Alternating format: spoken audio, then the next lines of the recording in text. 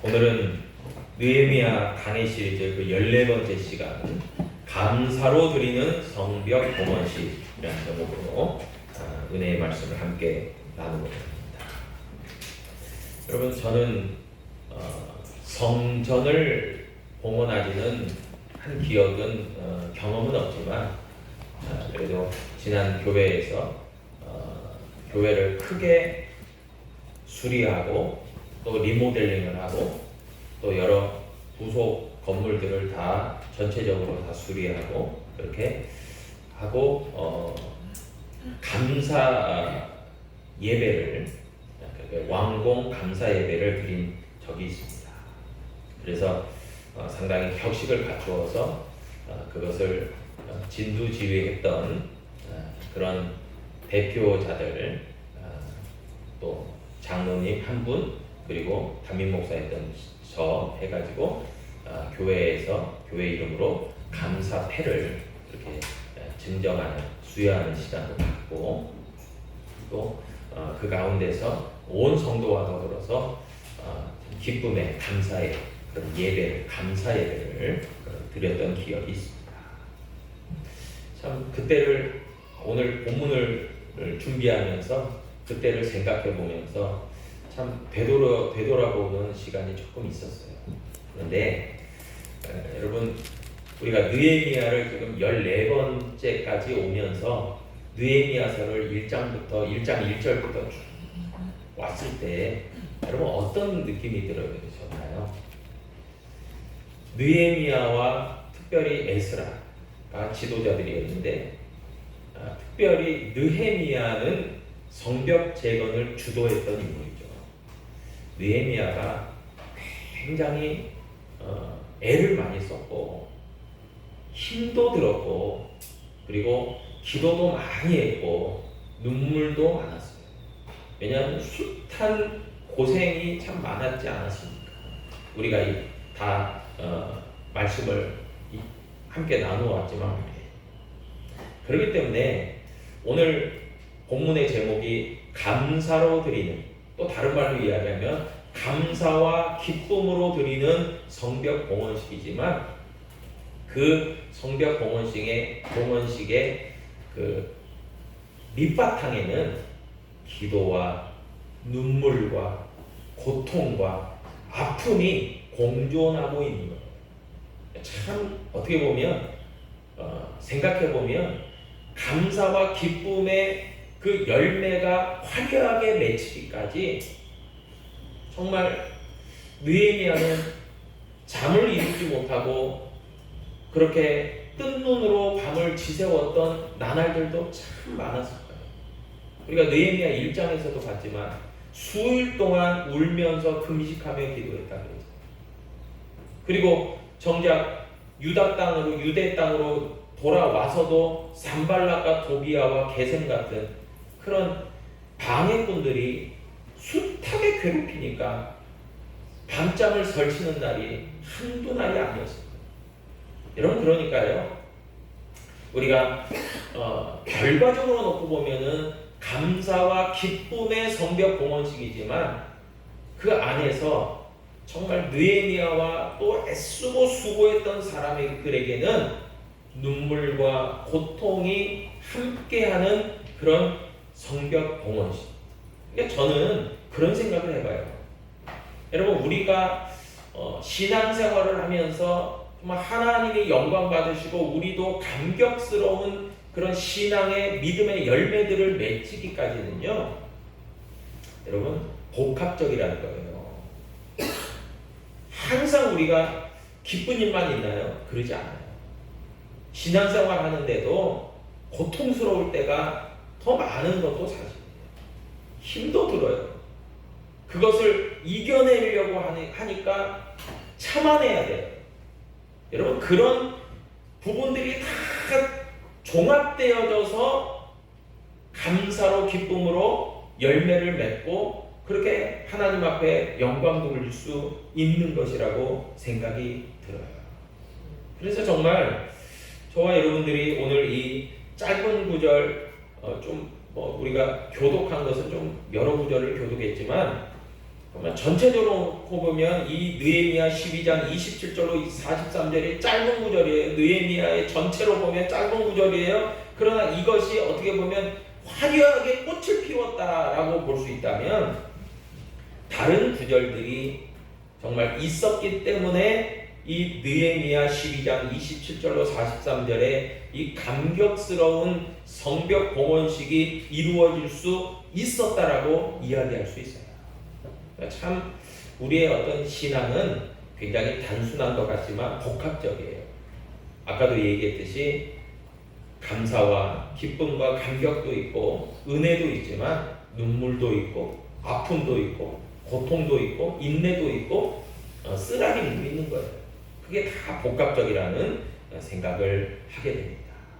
그리고 또 하나 성벽 봉헌식이죠. 한마디로 말하면 세레모니라고 할 수 있습니다. 여러분 어제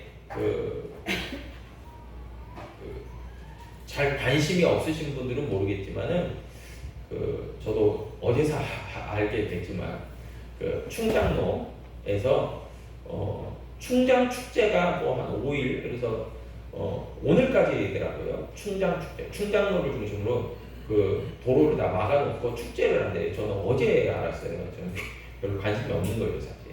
예. 근데 어제 이렇게 소식을 알게 돼서 가보지는 못하고 인터넷으로 유튜브로 한번 찾아봤어요. 충장 축제. 그랬더니 뭐가 실시간으로 이렇게 막 영상이 나오냐면 서울 롯데 월드 퍼레이드 행진팀이 내려와서 충장로에서 퍼레이드를 하더라고요. 축제에. 그래서 아마 못 보신 분들은 굳이 안 가보셔. 저는 무슨 생각 들었냐면 어제 성경 공부반 하고 사택으로 올라와서 식사를 잘 하고 난 다음에 차분히 앉아서 유튜브를 틀는데 다 보여주더라고요. 그래서 제가 저희 딸아이가 마침 그쪽으로 갔다가 이렇게 좀 왔더라고요. 그래서 제가 딸아이한테 너 그거 봤니? 그 퍼레이드 봤니? 그랬더니 저희 딸아이가 사람이 너무 많아서 조금 보고 다 와버렸다는 거예요. 그래서 야 여기 풀로 지금 다 유튜브에서 보여주는데 하고 이제 저는 했더니 저희 딸아이가 또 명언이에요. 아빠 현장감이 없잖아. 그러니까 사실 그것도 맞아요. 그러니까 이제 전체적으로 저는 퍼레이드 하는 거를 앞에서 본 것처럼 다 봤어요. 그렇지만 현장감은 떨어지죠, 사실. 온라인으로 봤기 때문에. 그런데 퍼레이드도 하고 막 하는 걸 보면서 저는 이제 오늘 본문을 이제 이미 준비를 하고 있었기 때문에 저렇게 수많은 사람들이 모여서 기쁨으로 또 즐거움으로 축제를 하는 그런 장면들이 바로 느헤미야 시대의 바로 성벽 봉헌식의 어떤 한 장면들이었을 것이다 라고 이렇게 생각하니까 오버랩이 되면서 참 그럴 수 있겠다 이런 생각도 하게 되었습니다. 여러분 세레모니라는 것이 굉장히 중요한 것 같아요. 저는요 어릴 적부터 모르겠어요. 세레모니를 하는 것에 좀 약했던 기억이 납니다. 왜냐하면 누군가의 생일, 부모님의 생신, 또 자녀들의 생일 이럴 때 이렇게 생일 케이크를 준비하고 선물을 준비하고 축하해주고 이런 적이 기억이 잘 없어요. 그래서 제가 이제 결혼을 하고 저희 아내와 이렇게 신혼생활을 할 때 저희 아내가 저한테 특별히 요청한 게 주문한 게 있었어요. 내 생일을 지켜달라. 네, 그래가지고 그때부터 생일 케이크도 좀 사고 그러다가 또 좀 제가 그게 잘 습관이 안 돼 있으니까 흐지부지 되고 하니까 또 재차 요구를 해서 제대로 챙겨달라. 그래서 제가 좀 알겠다고 그러고 좀 이렇게 준비도 하고 그런 적이 있습니다. 근데 이제 아이들이 태어나고 나니까 그게 또 되더라고요. 왜냐하면 부모가 되니까 나는 못 받았지만 아이들의 경우에는 이렇게 해줘야 됩니다. 그래서 이제 사실 개인적으로는 엊그제가 저희 딸의 생일이어가지고 이제 그 세레머니를 좀 해줬어요. 케이크도 준비해주고 이렇게 할 때 저희 아이가 특별히 무슨 케이크 먹고 싶어요까지 얘기하더라고요. 그래서 제가 그거를 직접 가서 이제 사와서 그렇게 세레모니를 해주고. 근데 참 그게 단순한 것 같지만 그것을 하면서 이렇게 기억도 하고 기념도 하고 그렇게 하니까 보람도 있더라고요. 그리고 이제 사진도 찍어놓고 그러면 이제 추억이 되는 것 아닙니까? 나는 그런 게 하나도 없었어요. 이러면 사실 굉장히 추억거리가 없는 거예요. 그런데 그런 것들을 세레모니들을 하면서 이게 참 기쁨이 있다, 감사함이 있다, 뭐 이런 부분들이 있더라고요. 그래서 진짜 이런 성벽 봉헌식 세레모니라고 할 수 있는 이런 것들이요 굉장히 중요한 의미를 갖고 있다라고 하는 것입니다.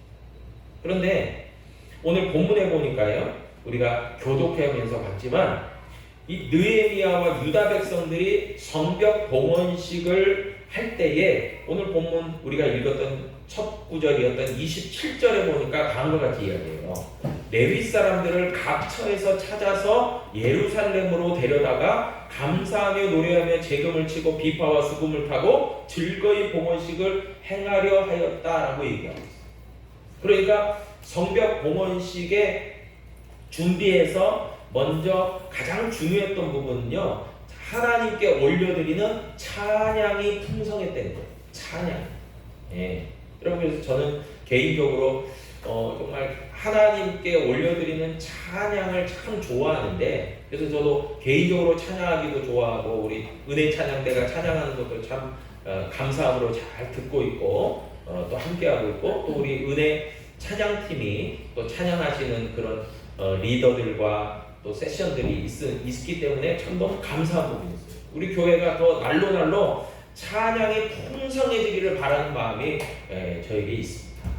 그런데 오늘 성벽 봉헌식에 보니까 정말 감사의 노래가 풍성하게 하나님 앞에 올려지는데 유다 백성들 전체가 참여하고 마치 이제 축제의 한마당이 이루어지면서 그 성벽 재건되어진 성벽에 사람들이 올라가서 그 다음에 이제 하나님의 성전으로 가거든요. 나중에 그럴 때에 저들이 이제 퍼레이드도 하는 거예요. 행진도 합니다. 그러면서 감사의 노래가 그 성벽에 충만하게 울려 퍼져요.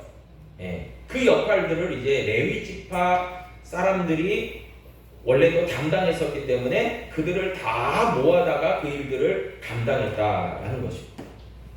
여러분 그도 그럴 것이 70년 만에 포로가 귀환이 됐어요. 물론 이제 느헤미야 포로 귀환은 제 3차 포로 귀환이지만 제 1차, 2차를 통해서 성전이 세워져요. 그게 수룹바벨 성전 아닙니까? 그래서 1차, 2차를 통해서는 성전이 세워지고 그리고 하나님의 율법이 다시 한번 회복되어지고 그런 가운데서 이제 제3차 귀환이었던 느헤미야를 중심으로 한 이 귀환자들과 유다 백성들이 바로 무너진 성벽을 재건하는 것을 하고 감사와 감격으로 기쁨으로 성벽 봉헌식을 지금 하게 된 거예요. 그러니까 정말 얼마나 감격스러운 일인지 몰라요. 여러분 그런데 느헤미야 1장부터 보면은 그가 꿈꾸어왔던 하나님 앞에 꿈꾸어왔던 비전이 있어요. 그게 참 이것을 이루어간 거예요. 그런데 그 느헤미야가 하나님 앞에서 꿈꾸고 기도했던 그 비전은 뭐였냐면은 느헤미야가 페르시아에 있을 때부터 그가 기도하고 기도했던 거예요. 그것은 무엇이냐면 단순하게는 외형적으로 보면은 성벽의 재건이었어요. 그러나 느헤미야는 그 이상을 보고 기도하고 있었어요. 그건 뭐냐면 성벽이 완성되어짐으로 말미암아 그것을 바탕으로 우리가 지난 시간에도 말씀을 나눴지만 예루살렘이 거룩한 하나님의 도성으로 세워지고 그리고 그 도성에 살고 있는 수많은 믿음의 백성들이 하나님을 진실되게 믿고 섬기는 그런 백성들로 말미암아 신앙 공동체가 온전하게 세워지는 것 그것이 느헤미야의 비전이었다는 거예요. 그런 비전을 가지고 첫 삽을 뜹니다. 성벽재건의 첫 삽을 뜬 지 52일 만에 성벽이 완공되어지고 그로부터 2달여가 지난 시점에서 오늘 드디어 성벽 봉헌식이 이루어지게 된 거예요. 그러니까 얼마나 느헤미야와 그리고 헌신했던 유다 백성들은 감격하지 않을 수 없는 거예요. 너무나 감격스러운 거예요. 하나님 앞에 감사하고 기쁨으로 이 성벽을 바로 하나님 앞에 올려드리는. 그러니까 봉헌이 뭐겠어요? 우리가 봉헌하면은 우리가 예물도 봉헌한다고 하잖아요. 그러니까 봉헌이라는 말은요, 하나님께 올려드린다라는 말이에요. 그러니까 이 예루살렘 성벽과 이 모든 것들을 하나님 받으십시오라는 거예요. 그 결국 뭐겠어요? 이 거룩한 도성은 하나님의 소유입니다 라고 하는 선포였어요. 굉장한 의미가 있는 거예요. 그런 가운데서 레위 지파를 중심으로 엄청난 대규모의 찬양대가 구성이 되는 거예요. 그래서 저들이 각양 악기들을, 비파와 재금과 수금과 각양 악기들을 동원해서 하나님을 찬양하는 찬양을 올려드리게 됩니다. 그리고 이제 그 다음에 보니까요, 30절 이하에 보니까 어떤 내용이 나오냐면, 제사장들과 레위 사람들이 몸을 정결하게 하고 또 백성과 성문과 성벽을 성결하게 하였다, 정결하게 하였다, 이런 이야기가 나와요. 이게 뭐냐면, 저들이 하나님 이 도성을 받으시옵소서 할 때에 저들이 정결함의 준비를 했다는 거예요. 그러니까 먼저는 제사장과 레위 사람뿐만이 아니라 백성들, 모든 유다 백성들과 그리고 올려드리는 성벽과 성문까지도 정결하게 하는 의식을 행했다는 거예요. 정결례를 행했어요. 하나님이 받으셔야 되는 거기 때문에. 여러분, 그래서 오늘 이 성벽 봉헌식의 어떤 부분들을 보니까요, 하나님이 기뻐 받으실 만한 찬양, 그리고 하나님이 이 모든 것을, 우리를 포함해서 모든 되어진 그 성벽과 성문을 하나님이 기뻐 받으시기 위해서 정결하게 만든, 여러분, 정결하게 했다라는 것에 굉장한 중요한 의미가 있어요. 그것은 뭐냐면 깨끗하게 하다. 그래서 율법에서는 이스라엘 백성들이 정결례를 행하기 위해서 손과, 특별히 손과 발을 씻지만 손을 씻잖아요. 물로 손을 씻는 게 정결례입니다. 깨끗하게 씻는 것. 그래서 세례 받을 때도 침례든지 그 다음에 우리가 받는 어떤 세례든지 다 물이 사용되고 있어요. 그것은 깨끗하게 한다라는 의미가 있는 거죠. 그리고 정말 이런 정결례를 행하는데 그 정결례를 행하는, 의식을 행하는 이유는 분명해요. 하나님이 받으셔야 되기 때문에 거룩한 존재로 만드는 거예요. 그것은 무엇이냐? 하나님은요, 거룩하신 하나님이라는 거예요. 그렇기 때문에 하나님이 받으시는 것은 거룩함으로 받아요. 거룩함으로 드려야 돼요. 그렇기 때문에 이것은 이제 다른 말로 이야기하면 우리가 드리는 거룩한 사안제사로 드리는 오늘 예배의 경우도 우리가 예배자로서 이 예배에 참여할 때에 우리의 몸과 마음이 정결함으로 하나님 앞에 올려드려야 될 줄로 믿습니다. 그게 반드시 필요한 거예요. 성결 과제예요. 그래서 그냥 세상에 막 찌든 어떤 생각들, 세상의 근심 걱정, 그리고 여러 가지 마음의 불편함, 그 모든 것들을 가지고 예배자로 설 수가 없어요. 그렇기 때문에 정말 저는 좀 요구를 하고 주문을 하자면, 여러분들이 예배로 나올 때, 특별히 주일에 예배로 나올 때는 먼저 기도가 필요해요. 그냥 아무 생각 없이 나오지 마시고 기도의 준비가 필요합니다. 그래서 우리의 마음이 하나님께 드려질 수 있는 마음으로 준비되는 기도의 준비가 필요하고요. 그리고 정말 이렇게 나와서도 적어도 한 5분 정도는 기도하고, 저도 마찬가지거든요. 저도 보통 오늘은 조금 일찍 왔어요. 일찍 강단에 올라오지만 보통은 이제 막 10시 35분 뭐 이렇게 올라오잖아요. 올라오면 저도 항상 의자에 앉아서 기도합니다. 동감. 예배를 참여하기 위해서 기도하는 거예요. 기도하면서 준비를 하는 거예요. 마음의 준비를 하고 하나님 제가 더 믿음에 준비된 정결함에 준비된 그런 마음을 가지고 하나님께 예배드릴 때 하나님 이 예배를 받아주십시오 하고 준비하는 거예요. 여러분 그런 준비가 꼭 다음 시간부터 있기를 축복합니다. 그래서 이스라엘 백성들이요 정결의 의식을 행했어요. 그것은 겉으로만이 아니에요. 마음의 모든 것을 씻어내고 내려놓고 정말 하나님께 용서를 구하고 하나님 영광을 바라는 그런 마음으로 정결례를 행했다는 거예요. 그렇게 이제 저들이 찬양을 준비하고 정결의식을 한 다음에 이제는 행진을 하기 시작합니다. 오늘 본문에 보니까 이제 두 무리로 나누어서 행진을 해요. 이유가 있어요. 한 무리는 느헤미야가, 한 무리는 에스라가 중심이 돼서 이제 백성들이 성벽을 올라요. 여러분 성벽이 이제 혹시 그 순천에 있는 그 뭐죠? 네, 나간읍성. 갑자기 생각이 나요. 네, 제가 분명히 기억하고 있어요. 나간읍성 저도 차례 가봤어요. 근데 그 나간읍성에 가도 그 성벽을 돌 수 있어요. 근데 성벽을 돌면서 이렇게 중간에 아무데나 이렇게 내려갈 수는 없더라고요. 내려갈 수는 없고 그 맨 끝에 쪽에서 올라와서 그 성문 쪽으로 이제 내려가요. 그렇게 이제 돼 있는데 상당히 높이도 있어요. 근데 여러 사람들이 함께 걸을 수 있을 정도로 상당히 넓이도 있어요. 그런데 생각해 보면 예루살렘 성벽도 위로 올라가면 그렇게 걸을 수 있는 면적이 나와요. 그러니까 백성들이 거기로 행진을 하는 겁니다.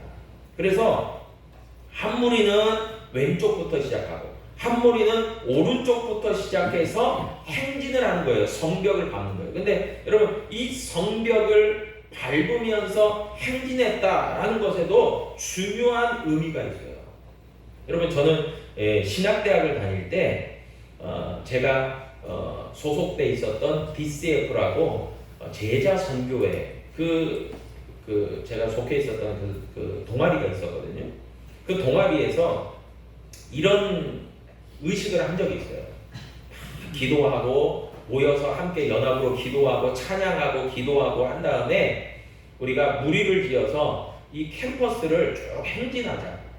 왜 행진하냐면은 한마디로 땅밟기를 하는 거예요. 행진하면서 찬양하면서 기도하면서 행진하면서 이 캠퍼스에 있는 악한 영들을 쫓아내고 하나님의 귀한 이 지역으로 장소로 만드는 것을 선포하자 이런 것으로 해서 이제 집회를 한 다음에 행진을 했던 기억이 납니다. 그러면 사실 좀 믿음이 좀 없는 분들 아니 솔직히 말해서 신학대학이라고 해서 다 신학이 좋은 건 아니에요. 뭐 우스갯소리로 그러잖아요. 신학대학 1학년 입학했더니 그때는 진짜 다 목사님들이래요. 근데 2학년 되니까 장로님으로 강등된대요. 근데 3학년 되니까 집사님이에요. 근데 4학년 되고 졸업하려고 나니까요 불신자가 된대요. 우스갯소리예요. 근데 왜 그러냐? 사람들의 마음이 처음에는 좀 열정이 있었다가 또 식어지는 거예요. 그러니까 또 신학이라는 게 또 솔직히 그렇습니다. 제가 신학을 뭐 10년 가까이 공부했지만 신학 공부를 하면 할수록 의문점도 많고 그래서 복음주의적인 신학을 하지 않으면 자유주의 신학을 하면요 여러분 신학 다 까먹습니다.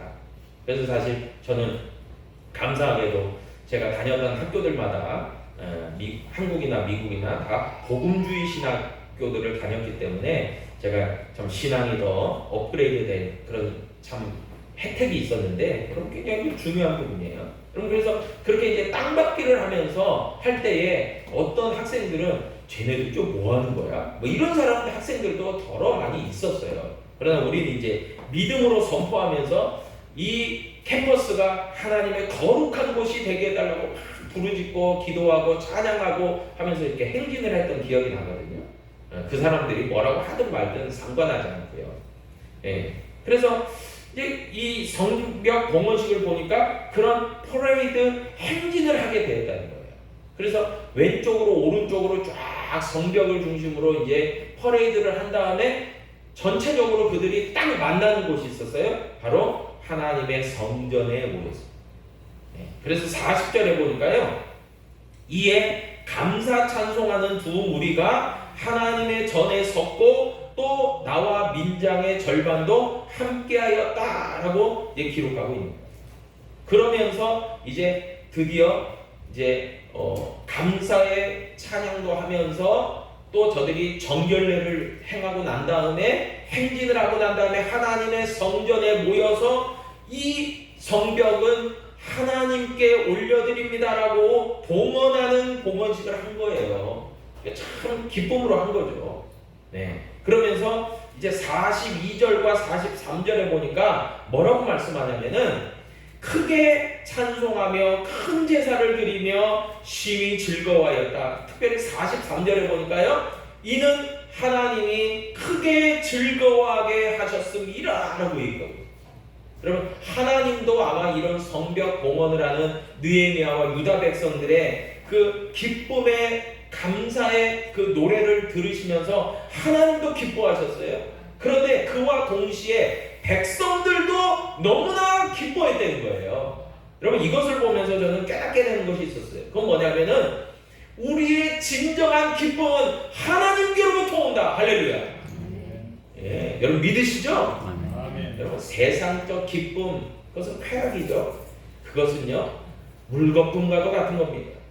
잠시 잠깐 기뻐할 수 있지만 그것은 하나님께도 기쁨이 되지 못하고 우리에게도 참된 만족과 기쁨이 되지 못해요. 그런데 기쁨의 근원 대신 하나님으로부터 비롯된 기쁨은요 놀라운 기쁨과 놀라운 감격이 있다는 거예요. 그렇기 때문에 정말 우리의 심령으로부터 우러나오는 감격과 감사와 기쁨과 그 찬양과 노래가 흘러나오면서 하나님께는 영광이요 우리 가운데는 큰 기쁨과 감사가 충만한 삶을 살아가야 될 줄로 믿습니다. 그럼 미국의 목회자이자 그런 영성 신학자인 찰스 스윈들 목사님이요 이런 이야기를 했어요. 감사야말로 우리의 인생의 악보의 아름다운 하모니를 바꾸는 조율기와도 같다 그랬어요. 이게 뭡니까? 감사가 우리의 인생에 충만하고 넘칠수록 우리의 인생은 아름다울 수밖에 없다라는 것이죠. 여러분 우리 광주 은혜교회 공동체도 마찬가지라고 생각해요. 우리가 느헤미야나 헌신했던 유다 백성들처럼 하나님의 놀라운 그런 계획과 섭리와 하나님의 목적을 가지고 우리가 고통과 아픔과 눈물이 있었지만 그것을 이겨내고 감격스러운 일들을 이루어낼 때는요 그 가운데서 진정으로 세상이 맛볼 수 없는, 세상이 줄 수 없는 그 희락, 그 기쁨, 그 성령의 열매를 우리가 충만하게 맺게 되어질 줄로 믿습니다. 그런 삶이 저와 여러분 가운데 있는 거예요. 그런데 반대로요 하나님의 일을 방해하거나 하나님을 업신여기거나 하나님의 일에 협력하지 않았던 사람들은요 여러분 솔직하게 얘기해서 감사도 없고요 기쁨도 없고요 감격도 없고 봉헌도 없어요. 여러분 그런 거 아닙니까? 그래서 정말 저는 심은 대로 거둔다는 성경의 구절이 떠올라요. 내가 한 만큼요 하나님은 은혜와 복과 기쁨과 감사를 주시는 거예요. 근데 내가 담보한 것이 없잖아요. 내가 부담한 것이 없잖아요. 여러분 기쁨이 약할 수밖에 없습니다. 여러분 요한복음 15장 11절에 보니까요 내가 이것을 너희에게 이름은 내 기쁨이 너희 안에 있어 너희 기쁨을 충만하게 하려 함이라 말씀합니다. 여러분 풍성한 열매는 하나님이 열매 맺게 하여 주시는 게 맞아요. 그런데 그 열매를 맺게 하여 주실 때에 하나님께도 영광과 기쁨이 될 뿐만이 아니라 우리에게도 하나님으로 비롯된 놀라운 기쁨이 충만하다는 것을 여러분 기억하시고 우리의 인생이 보다 더 아름답고 우리의 인생이 보다 더 감사로 충만하고 기쁨으로 충만하기 위해서 하나님의 일에 협력하고 헌신하며 하나님을 기쁘시게 하는 믿음의 삶을 살아가는 저와 여러분이 될 수 있기를 축복합니다.